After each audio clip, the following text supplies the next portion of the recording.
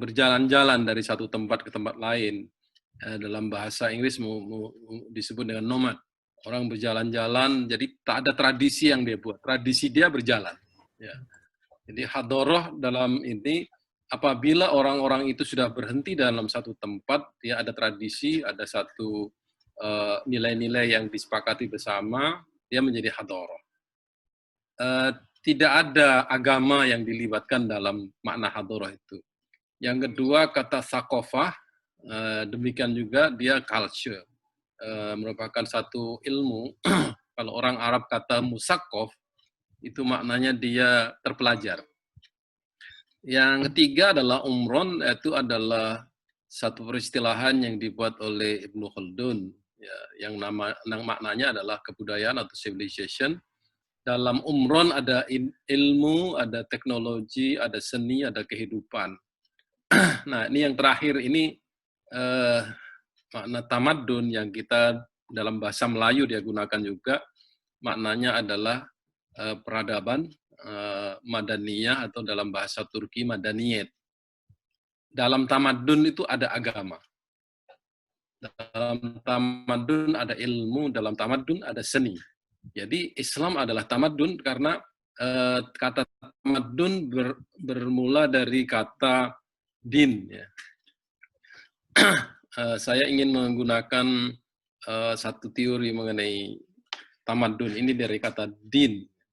Din itu maknanya, akar katanya adalah dainun. Kemudian kita tahu macam mana dia bisa boleh menjadi tamadun. Ada kata Arab yang lama, kata jahiliyah, yang digunakan oleh orang Arab pada masa itu adalah kata dayyan. Ad-dayyan maknanya adalah Allah, Tuhan. Dayyan maknanya adalah penguasa. Dayana adalah memberi hutang. Jadi dana adalah berhutang. Jadi sebenarnya berislam, beragama, dinul Islam, itu maknanya kita membayar hutang kepada Allah. Mandana nafsahu robiha. Barang siapa membayarkan hutang atau menghutangkan dirinya, itu akan beruntung. Kata dana yadinu, kemudian menjadi din. Jadi kata din ini sesungguhnya adalah sebuah proses dalam satu masyarakat di mana ada zat yang memberi hutang, yaitu ad-dayan, ada yang mengatur hutang, yaitu Rasulullah sebagai orang yang menentukan berbagai macam masalah bagaimana hutang itu kena dibayar. Yang ketiga ada hukum, ahkam yang mengatur hutang piutang, yaitu Al-Quran. Dan ada pula ad-dain, yaitu kita manusia yang bertanggung jawab untuk mengembalikan hutang itu. Tetapi yang aneh dalam perkara ini adalah kita ini berhutang, tetapi apabila kita membayar hutang, Allah tidak mendapatkan apa-apa dari yang kita bayarkan. Justru kita sendiri yang memperoleh satu keuntungan. Ini sama dengan dalam satu ayat. Inna Allah ishtara minal mu'minin anfusahum wa amwaluhum bi'anna lahum jannah. Jadi Allah membeli jiwa-jiwa kita dengan harta kita ini dengan surga. Jadi macam mana Allah membeli? Allah yang memiliki kita, tapi Allah membeli. Allah membeli jiwa yang kita gunakan untuk beribadah kepada Allah ini, jiwa dan harta yang kita gunakan untuk berjuang li'ila'i kalimatillah dengan surga. Jadi bahasa yang digunakan dalam Al-Quran memang bahasa perdagangan, ya, bahasa usaha. Jadi Islam sebagai din adalah satu rasa keberhutangan,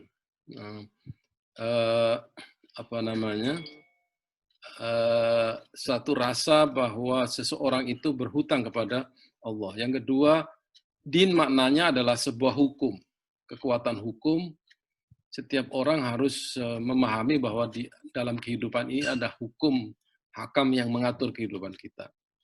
Kita sendiri sebagai manusia, ya, mempunyai satu satu tabiatnya untuk tunduk pada hukum, berserah diri kepada Allah, dan yang terakhir adalah bahwa kita dilahirkan dalam keadaan mengenal Allah.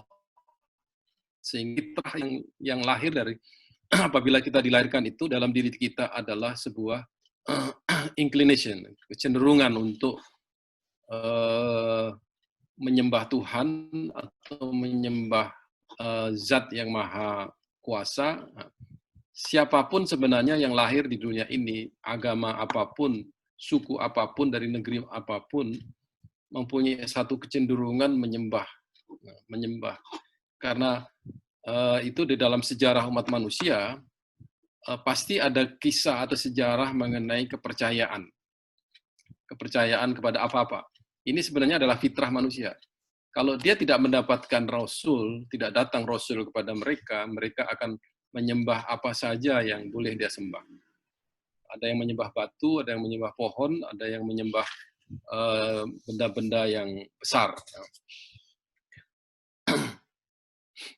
Jadi din dalam hal ini, dalam perkara ini adalah sebuah susunan kekuasaan, struktur hukum, atau kecenderungan manusia membentuk masyarakat yang mentaati hukum, kemudian satu kecenderungan lagi mencari keadilan, sistem kehidupan, dan yang berdasarkan hukum dan keadilan. Ini satu tabiat manusia yang di mana-mana kita dapati ini. Mengapa dia menjadi tamadun? Kita ingat dulu nama kota, nama bandar di Jazirah Arab itu adalah Yasrib. Oleh Nabi, oleh Rasulullah disuruh mengubah dengan kata-kata Madinah. Madinah itu kalau kita tengok dia punya akar, root of the word. Kata-kata Madinah dari kata dal ya'nun. Ya. Maknanya Madinah itu tempat din dilaksanakan. Kalau kita lihat sejarah dalam Islam, ayat Al-Quran turun 70-80% ayat Al-Quran itu di Makkah. 30% daripada ayat itu turun di Madinah. Nah, Madinah inilah yang sebenarnya menyempurnakan pelaksanaan Islam, pelaksanaan wahyu ke dalam masyarakat. Oleh sebab itu, ayat-ayat di Madinah itu banyak yang berkaitan dengan masalah-masalah sosial, masalah politik, masalah harta, masalah peperangan, dan lain sebagainya. Madinah kemudian dalam bahasa Arab dibuat fi'il. Siapa-siapa yang berbudaya, siapa-siapa yang beradab, itu madana. Jadi madana ini menjadi satu fi'il. Sekarang kita kenal dengan madaniyah, kata-kata yang sebenarnya berasal dari kata Madinah. Tapi saya tidak bersepakat apabila madani disamakan dengan civil society, masyarakat madani, karena civil society ini adalah sekuler. Madani ini betul-betul berasaskan agama atau din. Dari Madinah dari Madana menjadi tamadun, yaitu peradaban atau kebudayaan Islam. Dalam bahasa-bahasa dunia Islam, kata tamadun digunakan di Iran, kemudian di Turki, di Pakistan. Jadi nampaknya kata ini sudah menjadi satu istilah yang diterima oleh dunia Islam.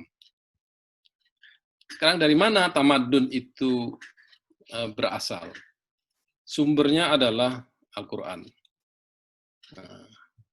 Al-Quran itu mengandungi banyak konsep, atau boleh kita kata dengan seminal konsep.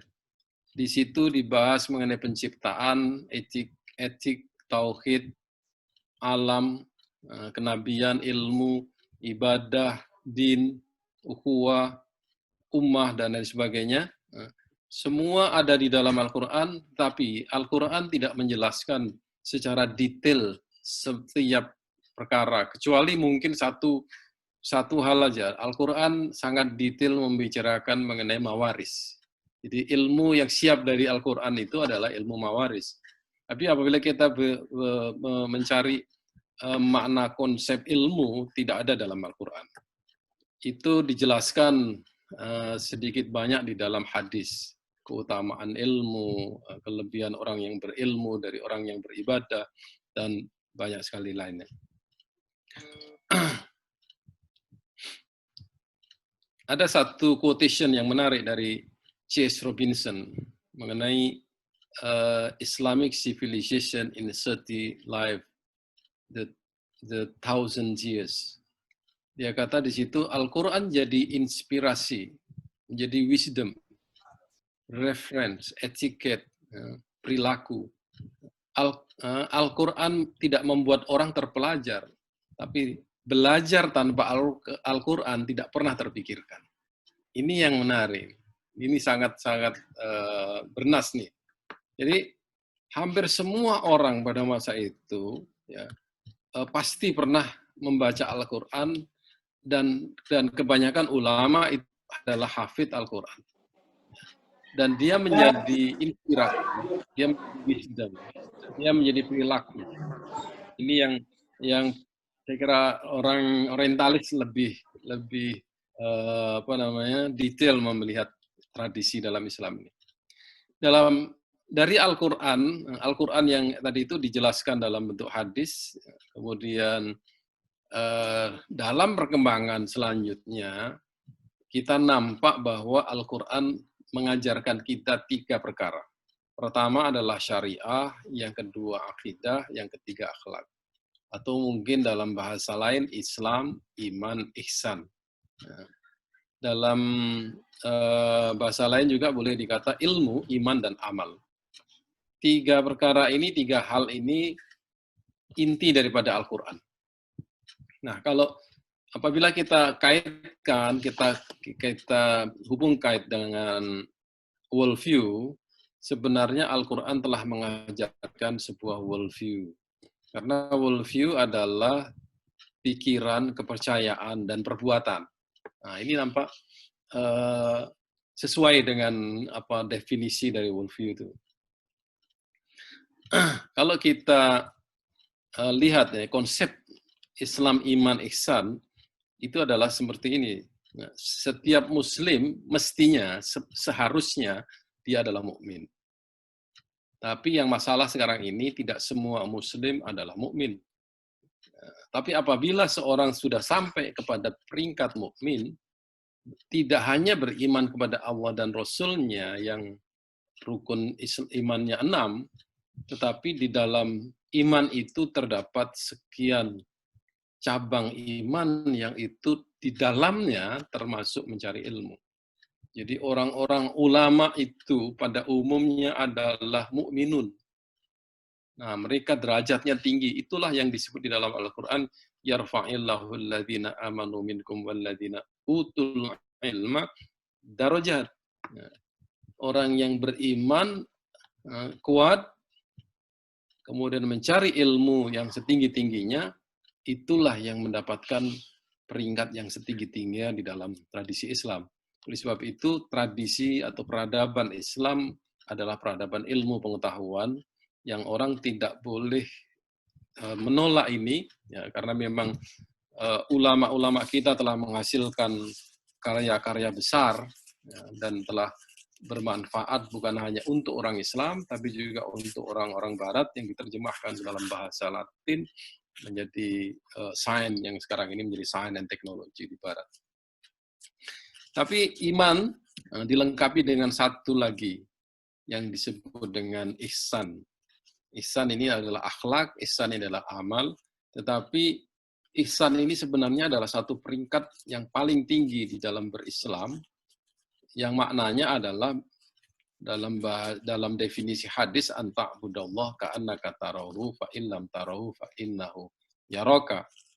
Maknanya kesadaran seseorang di dalam berislam itu tidak saja setakat bahwa dia melaksanakan rukun Islam yang 5 atau menjalankan sholatnya dengan baik, puasa dengan baik, zakat dengan baik, atau tidak setakat beriman kepada Rasulnya Allah dan Rasulnya, kitabnya, malaikat, dan hari akhir, serta takdir. Tetapi seluruh apa yang dia buat, berpikirnya, berkata, berbuat, perasaannya, penglihatannya, adalah sebuah kesadaran bahwa itu adalah bagian daripada keimanan kepada Allah Subhanahu wa taala.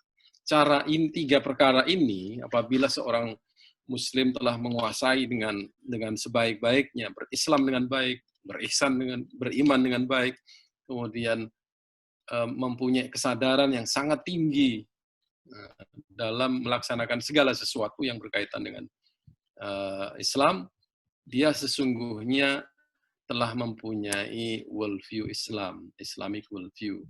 Oleh sebab itu, berislam adalah berilmu, beriman, berilmu dalam artinya berilmu syariah, beriman dengan akidah, beramal pada tingkat ihsan, dan yang terakhir adalah berpikir, sudah amalnya ada bagus, akidahnya ada bagus, dia berpikir untuk menghasilkan ilmu pengetahuan. Ini saya rasa luar biasa apa yang dicapai oleh para ulama di masa lampau itu, karena kualitas Islam, iman, dan ihsan mereka begitu tinggi. Nanti akan bagi contoh. Jadi sesungguhnya ingredient Islam. Kalau kita mau tengok Islam itu apa? Kalau orang kata Islam itu adalah syariah, itu tidak ada masalah. Memang mungkin bagi orang awam, yang dia boleh buat adalah menjalankan syariah, menjalankan rukun Islam yang 5. Di atas itu ada orang-orang yang tidak sekedar syariah, tapi adalah satu keyakinan, sebuah akidah yang itu melibatkan perasaan dia. Jadi peringkat ini disebut dengan peringkat mukminun. Pada tingkat di atasnya, mukminun sebenarnya juga adalah al-amilun as-solihat. Tapi peringkat di atas itu adalah orang-orang yang beriman dan berbuat pada tingkat ihsan.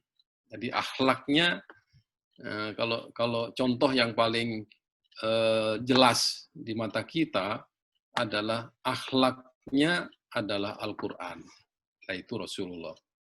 Nah, sekarang yang perlu kita masukkan dalam satu peringkat lagi adalah apabila cara dia berpikir, cara dia memandang segala sesuatu itu adalah cara pandang yang Islami atau menggunakan worldview Islam. Orang yang menjalankan syariah belum tentu berpandangan atau mempunyai pandangan atau mempunyai worldview yang sesuai dengan Islam. Karena worldview ini ada ilmu di dalamnya, ada konsep yang dia perlu tahu. Jadi, apa pendapat seorang mukmin mengenai politik? Bagaimana pendapat seorang mukmin mengenai ekonomi? Bagaimana pendapat seorang mukmin mengenai budaya, kehidupan sosial, dan lain sebagainya? Itu bukanlah milik orang awam. Itu adalah milik orang-orang yang sudah mempunyai akidah yang kuat, orang-orang yang mempunyai akhlak yang kuat, baru kemudian dia mempunyai pikiran, pandangan, ilmu pengetahuan yang tinggi yang sesuai dengan syariah, akidah, dan akhlak. Testimoni lagi nih, ini menarik ya. George Keller dalam Science and Human in D4, dia menulis salah satu hal yang berkaitan dengan Islam. Dia kata, bala tentara Islam tidak berbekal apa-apa secara kultural selain kitab suci dan sunnah Nabi. Tapi karena inner dynamic-nya, maka ajaran Islam itu menjadi landasan pandangan hidup yang kelak memberi manfaat untuk seluruh umat manusia. Jadi rahasia kejayaan Islam di masa lalu sebenarnya bukan karena peperangan, tapi kejayaannya karena menyebarkan ajaran dalam kitab suci dan hadis Nabi itu, yang kemudian memberikan landasan pandangan hidup. Itu yang saya kata worldview tadi. Dia bukan setakat membawa syariat Islam, membawa akidah, membawa akhlak, tapi membawa cara pandang Islam, ya, yang sesuai dengan apa yang ada dalam Al-Quran itu, dan itu merubah apa yang ada di seluruh dunia yang menjadi objek dari dakwah Islam. Saya kasih contoh mengenai dunia Melayu. Dunia Melayu ini awalnya adalah penganut Hindu, Buddha, dan penganut dinamisme, Islamis, animisme, mitologi dan lain sebagainya. Tapi bagaimana dia boleh menjadi kawasan yang semua menganut Islam? Ya, sudah tidak nampak lagi sekarang ini orang Hindu Buddha dominan di dunia Melayu ini. Melayu pada umumnya adalah Muslim. Tak ada peperangan, tanpa ada peperangan. Ini adalah satu proses di mana masyarakat Melayu itu mengubah worldview mereka dari worldview yang mitologis, magis menjadi worldview Islam, karena Islam mengajarkan sebuah pandangan hidup, bukan setakat mengajarkan sholat. Ya.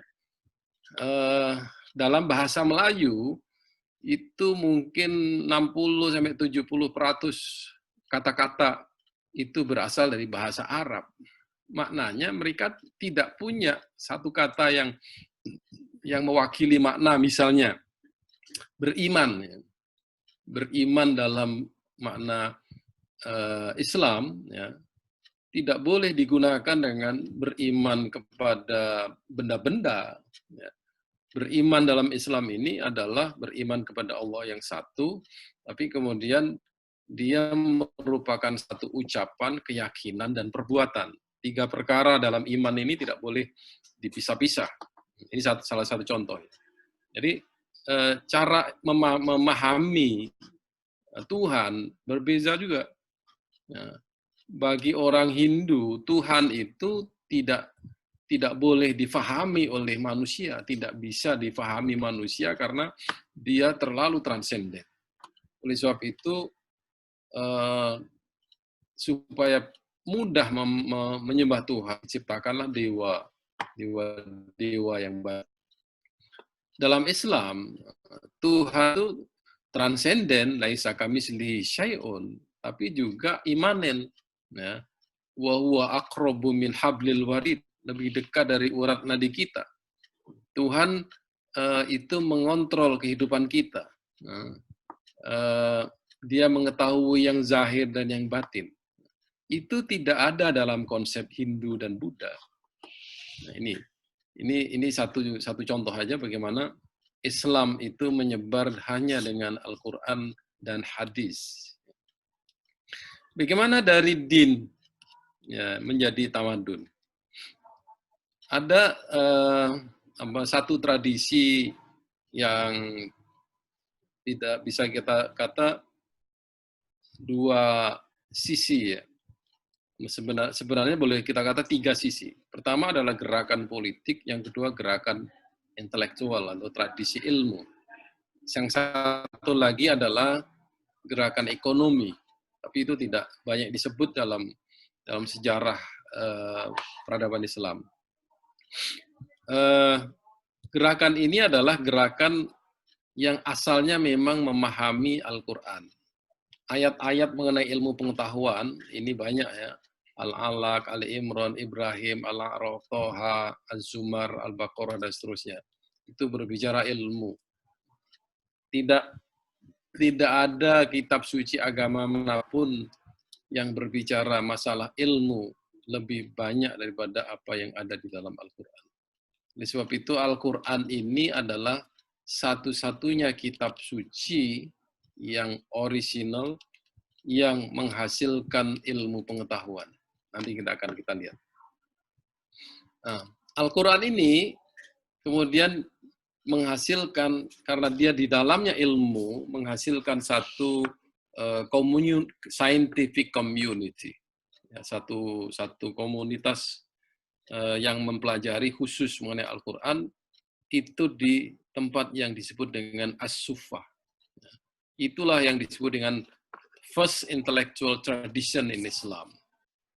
Di dalam tradisi itu terdapat murid-murid, ya, pelajar-pelajar yang kemudian akan menjadi ulama dan tokoh ulama yang hasilkan murid-murid, ya, pada bidang yang masing-masing. Ada Abu Hurairah yang kemudian dia bertekun dalam bidang hadis. Ada Abu Zar Al-Ghifari, Salman Al-Farisi yang bertekun dalam masalah tasawuf. Ada Abdullah ibnu Mas'ud yang bertekun dalam bidang hadis. Ibnu Abbas dan Az-Zuhri bertekun dalam bidang tafsir. Anas ibnu Malik yang bertekun dalam fikih. Hanzalah, Huzaifah, Suhaib bin Sinan, Bilal bin Rabah, semua adalah pelajar-pelajar dalam tradisi as-suffah yang mereka disebut dengan ashabus suffah. Apa yang mereka lakukan adalah membaca wahyu dan hadis.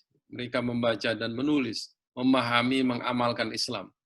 Jumlah pelajar ini ratusan. Saya ingat ada 200, ya. Tidak banyak, tapi mereka betul-betul serius bertanya segala sesuatu kepada Rasulullah. Ada satu pernyataan dari sahabat mengenai ashabus suffah ini. Kunna fi ahdi Rasulillah sallallahu alaihi wasallam la tajawazu surah minal Qur'an hatta nahfaduha wa na'maluha biha. Fata'allamna al-ilma wal amal. Kita di zaman Nabi, zaman Rasulullah itu tidak melewatkan satu surah pun di dalam Al-Quran sampai kita memahami, kita menghafalkannya dan mengamalkannya. Jadi, fata'allamnal ilma wal amal. Kami belajar ilmu dan amal. Ini, disitulah sebenarnya mereka ini tinggi tingkat akhlaknya. Nah, apa yang berlaku kemudian? Murid-murid ataupun pelajar di ashabus suffah itu mempunyai tradisi masing-masing.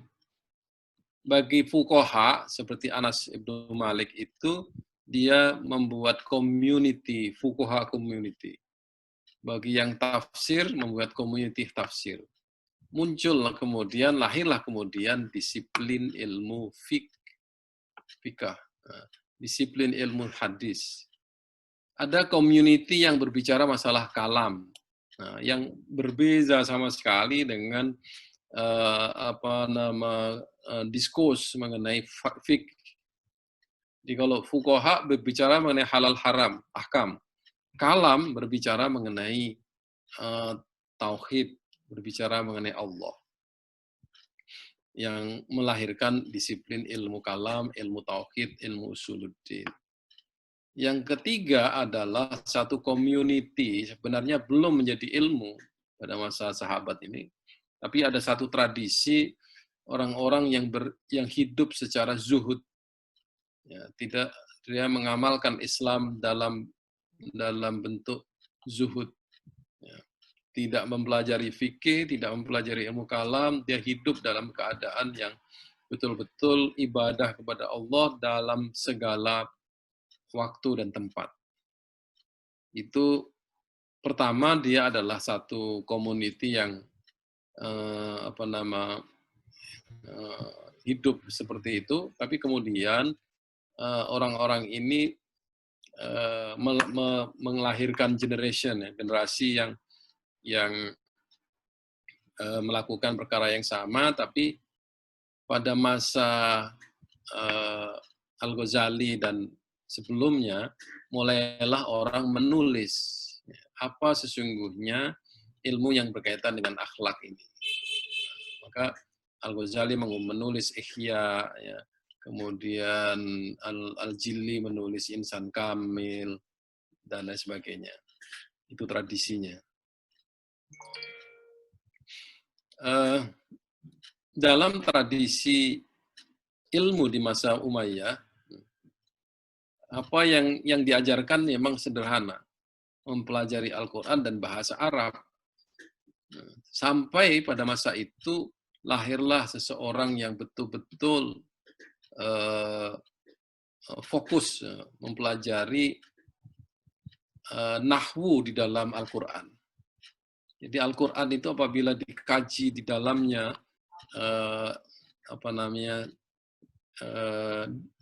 bahasa Arab yang ada di dalam Al-Quran itu sebenarnya mempunyai satu kaidah sendiri. Jadi bukan kita menciptakan nahwu, tapi Al-Quran itu sudah mencerminkan sebuah ilmu nahwu. Orang yang namanya Abul Aswad Ad-Du'ali, itu tahun 688, menciptakan ilmu filologi. Ya. Al-Khalil bin Ahmad, ulama Basrah yang terkenal, membuat kamus bahasa Arab yang disebut dengan Kitabul Ain. Sibawai pada abad yang sama menulis buku Alkitab. Jadi Al-Quran saja sudah menghasilkan ilmu. Di masa Abbasiyah, masjid mula-mula menjadi tempat untuk belajar. Muncul kemudian namanya Darul Kutub, ada Darul Ilmi. Yang terbesar adalah Baitul Hikmah. Ini satu tradisi di mana orang berkumpul hanya untuk belajar ilmu pengetahuan. Nah, tapi ini yang menarik. Orang-orang yang menerjemahkan karya-karya asing itu mendapatkan gaji bulanan. Kalau dalam hitungan kita ini kecil ya, 3 juta, 7 juta, mungkin lebih daripada itu ya. Tapi ada lagi, apabila dia menulis karya atau menulis satu kitab, dia ditimbang. Timbangan itu ditukar dengan seberat emas. Emas ya, seberat timbangan itu. Kemudian orang-orang yang belajar Islam, itu juga membawa tradisi asing ke dalam Islam. Nanti saya akan paparkan bagaimana strukturnya. Ya. Kita trace dulu, kita lacak dulu apa yang sebenarnya dilakukan oleh ulama kita di masa lalu. Ada satu tradisi yang namanya tradisi kutab, yaitu orang belajar Islam di masjid. Ada juga yang belajar di rumah. Ustadz yang di rumah itu disebut mu'addib. Ya. Apa yang dilakukan mula-mula adalah menghafal Al-Quran. Ya, menghafalkan Al-Quran untuk pelajar yang umur 5-7 tahun, 12-14 tahun. Ada lagi satu halakoh yang lebih besar ya, di masjid, tapi bukan sekakat ilmu syariah. Ada akidah, tafsir, bahasa Arab, fiqh, kalam, kiroah, sastra, bahkan ilmu kedokteran pun dipelajari. Kedokteran, matematik, logik, falsafah itu dilakukan di masjid. Dan orang-orang yang belajar di masjid itu menjadi ulama-ulama. Bukan seperti masa sekarang nih, orang belajar dengan seorang ulama berceramah dalam 1 jam, lepas itu balik, dia lupa dengan apa yang dia dengar di masjid itu. Nah, syekh, ya ini yang menarik lagi adalah apabila seorang syekh mempunyai ilmu pengetahuan yang luas dan mengajar di masjid, ya syekh itu tidak ada gaji, tetapi ada dana wakaf yang menjamin kehidupan para syekh itu. Di masa itu wakaf luar biasa kekuatannya, dan dana wakaf itu besar sekali sehingga tidak ada yang namanya ulama dia tidak ada uang. Kehidupannya dijamin dengan dana wakaf meskipun dia tidak digaji apabila dia mengajar di masjid. Ada lagi yang namanya mu'addib di istana. Jadi istana ini dengan politiknya, dengan tradisi kerajaannya, kesultanannya, ada tradisi ilmunya di dalam istana itu. Di situ dipelajari Al-Quran, dipelajari sejarah, syair, sunnah Nabi, fik, ilmu kalam, dan lain sebagainya. Ya. Nah, muadib ini boleh duduk tinggal dalam asrama dan mendapatkan gaji dari istana. Jadi istana adalah tempat ilmu. Ya. Istana bukan hanya sekedar kekuasaan, tapi di dalam kekuasaan itu adalah tempat di mana orang belajar ilmu pengetahuan. Bahkan di zaman Abbasiyah itu Sultan biasa memanggil ulama untuk berceramah menjelaskan satu perkara. Bahkan Ibnu Rushd di Andalusia itu diminta oleh Sultan untuk menulis buku yang menjelaskan hubungan antara falsafah dengan syariah. Kemudian lahirlah buku yang sekarang kita baca, buku yang disebut dengan Faslul Maqal Bainal Hikmah wa Syariah Minal Ittisal. Jadi istana mempunyai kepentingan. Ya. Ada lagi majelis khalifah. Nah, ini majelis yang elit ini. Ya. Majelis ini ada di istana, ya, dipimpin oleh khalifah sendiri. Kemudian semuanya harus beratur, harus semua disiplin, tidak boleh bercakap-cakap dengan seenaknya. Ya. Kemudian siapa-siapa yang boleh datang pun dipilih, dijemput, diundang oleh khalifah. Ya. Yang datang siapa? Fuqaha boleh jadi, filosof, mutakallimun. Ya. Kemudian apa yang dibuat di situ? Ya. Boleh jadi di situ ada program debat antara penyair atau debat mengenai nahwu dan sorof. Pernah Sibawaihi disandingkan duduk bersama dengan Al-Kisai. Kemudian fikih juga begitu, diskusi mengenai fikih di istana. Ya, diskusi tentang ilmu kalam dan mutakallimun. Ulama yang ikut dalam majelis ini ya, itu mendapatkan honor atau insentif yang tinggi. Nah, bayangkan ini sebuah kekhalifahan, tetapi di dalamnya ada sebuah tradisi mempelajari ilmu dengan menghadirkan para pakar, para ulama dalam berbagai bidang ilmu pengetahuan. Rumah ulama sekarang. Rumah ulama juga menjadi majelis ilmu. Jadi ulama itu mengajar di masjid, rumahnya juga masih didatangi oleh masyarakat untuk belajar ilmu. Ya. Majelis di rumah Ibnu Sina, majelis di rumah Imam Al-Ghazali, ya. Majelis di Abu Sulaiman Muhammad bin Thahir bin Bahran, majelis Muhammad bin Umran Al-Marizbani. Nah, kemudian dari situ berkembanglah yang namanya madrasah.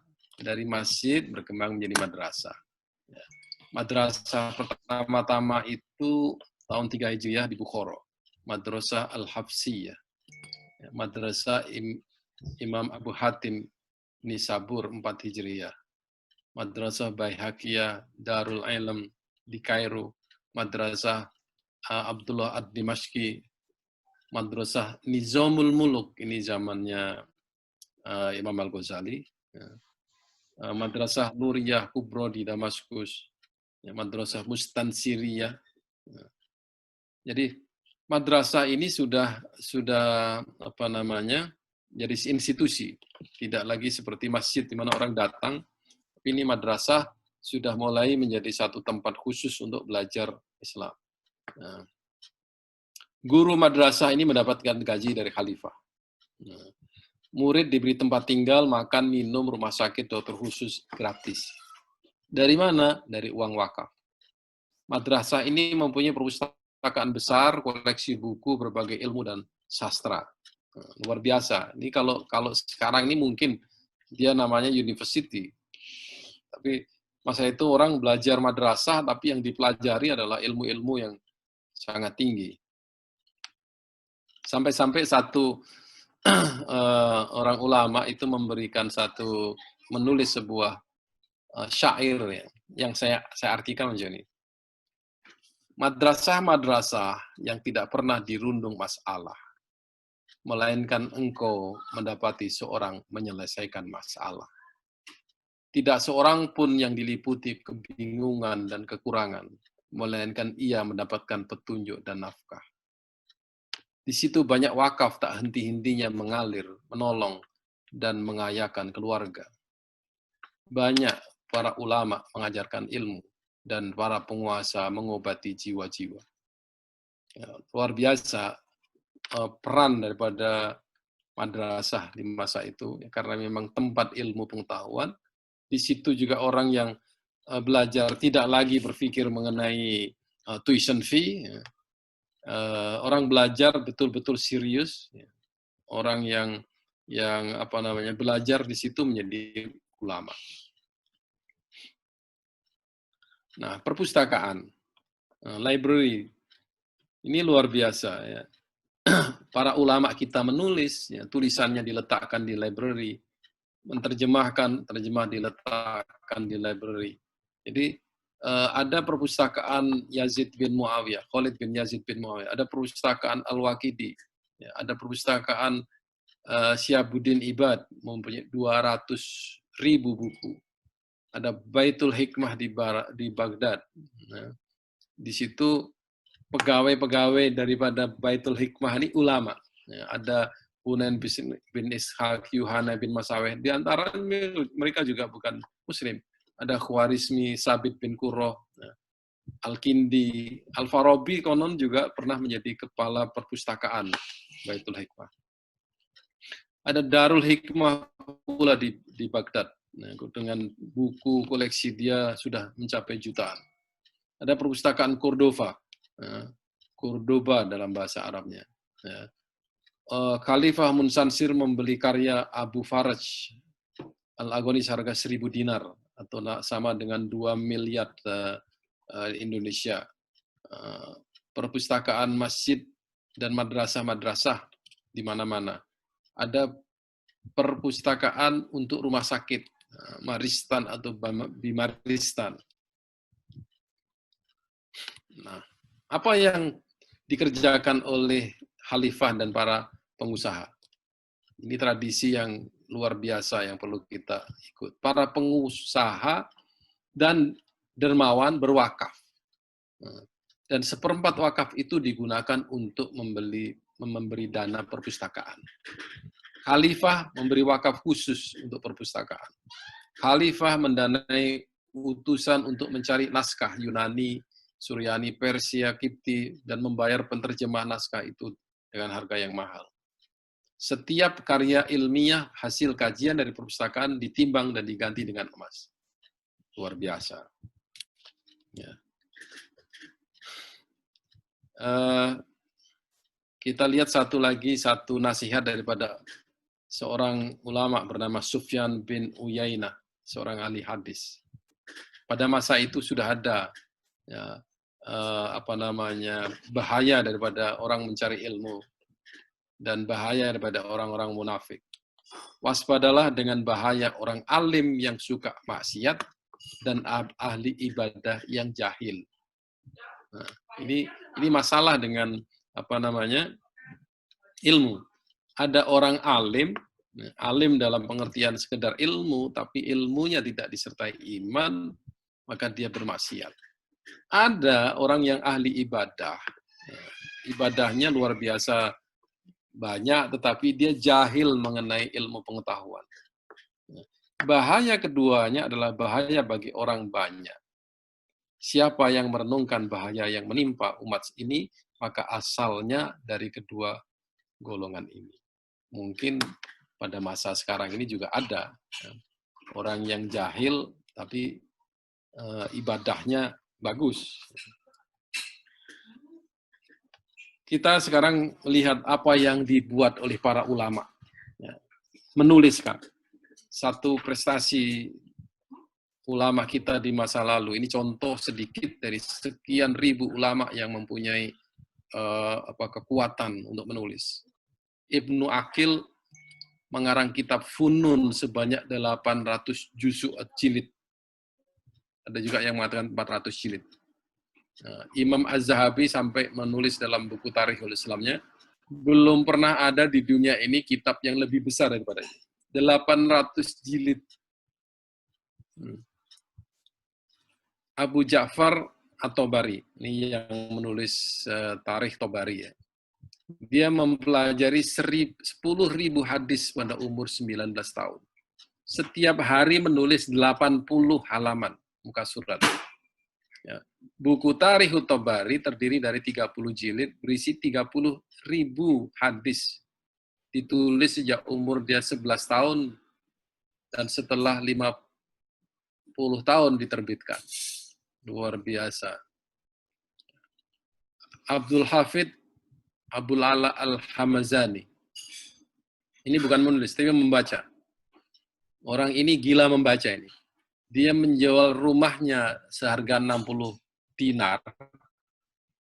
Kalau saya tukar dengan rupiah sekarang nampak seperti 120 juta begitulah. Hanya untuk membeli kitab-kitab Ibnul Jawaliki. Ya. Ibnul Jauzi sepanjang hidupnya telah membaca 20.000 jilid kitab. Sekarang ini semangat membaca anak muda sekarang ini jauh turun. Membaca WhatsApp lebih dari 1 jam tidak ada masalah. Tapi membaca buku 1-2 menit dia mengantuk. Ini masalah kita sekarang. Al-Khatib Al-Baghdadi, dia membaca Sahih Bukhari yang berisi 7.008 hadis dalam 3 majelis. 3 majelis ini dalam 3 kali, 3 waktu. Ya. Dalam malam mulai ba'da maghrib hingga subuh.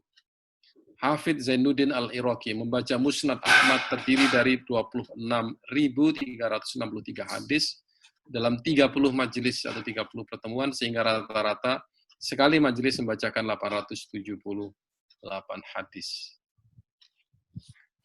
Nah, sekarang apa yang mereka buat? Dengan ilmu yang ada di dalam diri para ulama kita itu, ya, mereka bertemu dengan budaya Persia, dengan budaya India, budaya Yunani, ya, dan lain sebagainya. Ya. Jadi para ulama itu kemudian setelah mempelajari syariah, setelah mempunyai akidah yang kuat, mereka belajar sains dari tradisi luar Islam. Nah, untuk apa mereka buat itu? Untuk kegunaan beribadah dalam Islam. Ya. Al-Yaqubi, Mas'udi, Ibnu Khaldun, Al-Idrisi mempelajari ilmu geografi untuk apa? Untuk berdagang, berhaji, dan pertanian. Ya. Al-Khwarizmi mempelajari Al-Jabru, ya, atau ilmu matematik. Untuk apa? Untuk menghitung perkara-perkara yang berkaitan dengan mawaris, ya, termasuk menghitung dalam hitungan-hitungan astronomi dan lain sebagainya. Ada manfaat ilmu itu. Al-Kaisi mempelajari ilmu hisab untuk perdagangan dan juga pembagian ghanimah. Ibnu Haisam atau Al-Hazin dalam bahasa Latin, ya, itu mempelajari ilmu optik untuk pencahayaan, untuk kaca cermin, fisika. Dia juga belajar fisika dan matematik. Ibnu Qati mempelajari geometri, trigonometri untuk berbagai gunaan. Al-Fazari, Khwarizmi, Ibnu Syatir mempelajari astronomi menjadi ilmu falak. Asalnya memang astronomi. Tapi apabila dia gunakan untuk mengetahui perjalanan, untuk menentukan arah, untuk menghitung hari, bulan, dan tahun, dia berguna bagi syariah dan menjadi ilmu falak. Ilmu kedokteran, ini ilmu yang ramai orang mempelajari itu. Dan ramai di dalam tradisi Islam, ya, orang yang belajar kedokteran sama dengan sekarang ini. Hunain bin Ishaq, Sabit bin Qurrah, Abu Bakar, Ar-Razi, Ibnu Sina, Zahrawi, Ibnu Zahar, Asyibli, Al-Yabrudi, itu adalah dokter-dokter. Ada lagi yang mempelajari kimia, chemistry, ya. Jabir Ibnu Hayyan. Ya. Tidak hanya sekedar itu, tapi juga dia mempelajari industri obat-obatan, membuat minyak wangi, menyamak kulit, memberi warna baju, membuat senjata, dan lain sebagainya. Ini ilmu-ilmu yang tidak ada di dalam tradisi Arab, tetapi tidak berarti kita mengambil begitu saja ilmu itu tak ada gunanya. Gunanya untuk menjalankan syariah, untuk mencapai maqasidus syariah. Dalam falsafah kita ya, tentu mengenal Al-Kindi, Al-Farabi, Ibnu Sina, Al-Ghazali, ya, yang mempelajari banyak pemikiran falsafah. Tapi kemudian dia mengislamkan falsafah Yunani itu. Tapi tidak hanya itu. Ya. Al-Kindi pun belajar mengenai fisika dengan optik. Al-Farabi juga belajar mengenai sains dan musik. Al-Biruni belajar astronomi dan matematik. Ibnu Sina juga mempelajari kedokteran dan matematik. Umar Khayyam adalah seorang penyair yang belajar matematik. Jadi ini ada satu integrasi yang orang tidak perlu lagi bertanya-tanya apa kaitan Islam dengan sains. Nah, kalau sekarang ini kita mungkin akan jumpa dengan orang yang akan mengatakan bahwa tidak ada kaitan antara Islam dengan sains. Sains adalah miliknya Barat, Islam hanya agama saja yang belajar mengenai syariah. Di masa lalu, para ulama itu adalah saintis. Ulama kita adalah saintis. Dia tahu hadis, tahu Quran, tahu tafsir, tapi juga tahu astronomi, matematik, dan lain sebagainya. Az-Zarkali ya, adalah penemu astrolabel, apa namanya, bumi yang bulat itu. Ya. Abdurrahman Al-Khazin, At-Tusi adalah para saintis. Ya. Bahkan satu lagi yang saya rasa banyak orang yang mengatakan bahwa di zaman itu sudah ada ide membuat pesawat terbang. Kalau tidak salah Al-Fazari itu nggak salah dia mempunyai creativity untuk membuat satu teknologi pesawat.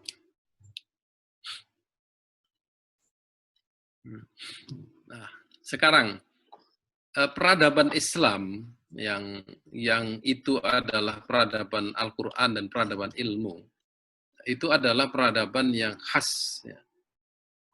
Islam tetapi dia diperkaya dengan khazanah peradaban lain. Jadi kalau orang kata misalnya Islam itu bukan agama, bukan peradaban Islam bukanlah peradaban yang menciptakan sains. Memang ya, yang namanya ilmu pengetahuan di masa itu boleh dipinjam mana-mana bangsa. Ya. Orang dari Persia boleh meminjam daripada India, boleh pinjam daripada Yunani, dan itu satu hal yang biasa. Dan di dalam tradisi Islam, semua yang diambil dari peradaban asing itu disesuaikan dengan Islam. Maka Demite Gutas, ini kesimpulannya menarik untuk kita kasih underline ya. Pada tahun 732, kekuasaan dan peradaban baru, ini 732 ini zaman Umayyah, didirikan dan disusun sesuai dengan agama yang diwahyukan kepada Muhammad, yaitu Islam. Disesuaikan, inilah. Yang berkembang seluas Asia Tengah dan anak benua India hingga Spanyol dan Pyrenees. Spanyol, Pyrenees adalah Eropa. Dengan munculnya peradaban Islam Mesir dapat dipersatukan secara politis, administratif, dan ekonomis dengan Persia dan India dalam jangka waktu yang cukup lama. Dulu di masa zaman kuno dulu, ya, yang namanya Barat adalah Romawi, ya, Timur adalah Persia. Kedua-dua ini tidak pernah bertemu karena selalu berperang. Ya. Mesir juga demikian. Tapi di zaman Islam, ya, kedua peradaban besar ini bersatu. Mesir menjadi bagian daripada Islam, Spain menjadi bagian daripada Islam, Persia menjadi bagian daripada Islam, India menjadi bagian daripada Islam.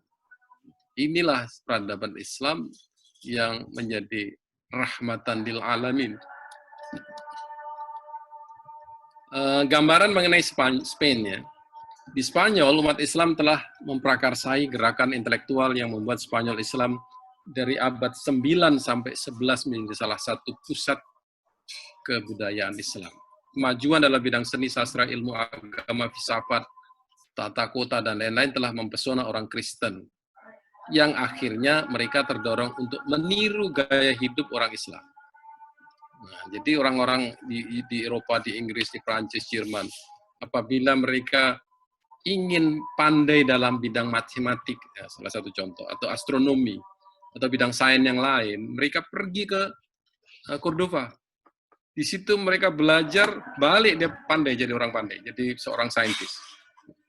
Karena jumlah mereka itu banyak, mereka kemudian menggunakan pakaian-pakaian Arab. Jadi kalau orang nampak terpelajar itu, supaya nampak terpelajar, waktu di Spain itu dia guna pakaian Arab. Pakaian Arab itu menunjukkan bahwa dia civilized, dia musakoh. Maka ada istilah yang kita dengar dari sejarah, ada kata-kata musta'rib atau musta'rob. Itu adalah satu epitetnya, julukan bagi orang-orang Kristen yang menggunakan pakaian-pakaian orang Arab. Nah, ini satu situasi yang menarik ya di masa itu. Kalau saya summarize ya, tradisi intelektual Islam itu semacam ini. Jadi dari Al-Quran, hadis, dia menghasilkan satu konsep-konsep dalam Islam. Konsep itu dikaji, konsep hukum dikaji, konsep ketuhanan dikaji, konsep amal dikaji, menjadi beberapa tradisi. Tradisi pertama adalah fikih, kemudian tradisi kedua adalah kalam dan tasawuf.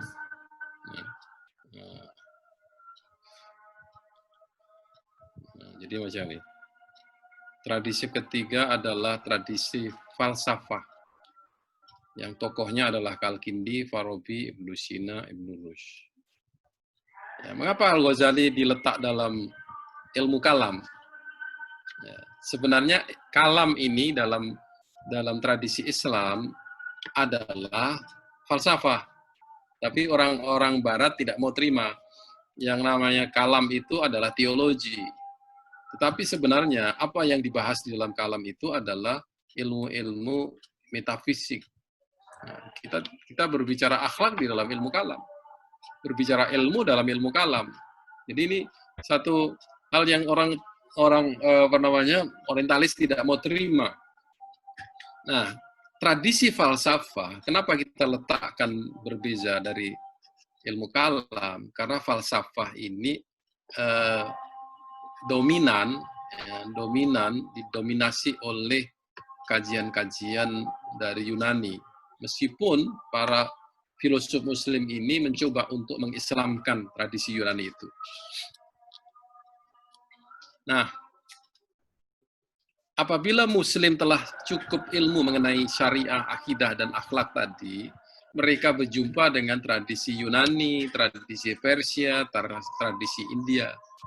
Jadi bukan Yunani dominan, mendominasi filsafat Islam, atau sains Islam, tapi orang Islam meminjam khazanah atau tradisi Yunani. Sekarang apa yang berlaku di kalangan umat Islam? Ini cerita lain. Kita sekarang menghadapi atau berdepan dengan modernization, westernization, secularism, rationalism, liberalism. Di dalam diri umat Islam ada problem ilmu. Orang Islam telah dirasuki dengan ilmu pengetahuan sekuler sehingga berpikirnya pun sekuler. Ya. Perguruan tinggi Islam, pendidikan tinggi Islam atau pendidikan tinggi di negara-negara Islam itu masih menerapkan dikotomi pendidikan. Ada pelajaran agama, ada pelajaran sains. Ada